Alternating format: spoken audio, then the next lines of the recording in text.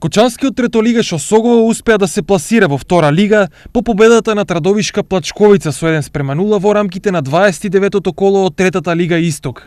Голот на Аксентие во 38-та минута беше пресуден кочанчани повторно да се вратат во втора лига, каде Осогово има најдолг стаж. Шанса за 2:0 имаше во 44-та минута, кога Манев дојде до прилика, но пропушти да поентира. Ваквиот резултат и поразот за Каменица Саса од Брегалница Голак значи дека Осогово и дефинитивно влегува во втора лига. Веста беше фуриозно пречекана во Кочани, каде навивачката група Сејмени подготви големо славје во центарот на градот. Осогово во својата едновековна историја најголем успех остварил како трето пласиран на младинското првенство на Југославија, зад Црвена звезда и Партизан во 1958, победувајќи го тимот на Динамо Загреб со 3:1.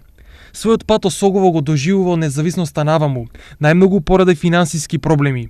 Најпознат играч на Осогово е Никола Мантов, кој во 1973 година почина на надпревар на Осогово против тогашната екипа на ФК ФАС од Скопје, пошто стадионот на Осогово го доби името Никола Мантов, а бројот 7 во екипата во последните 44 години е откажан во чест токму на кочанскиот напаѓач.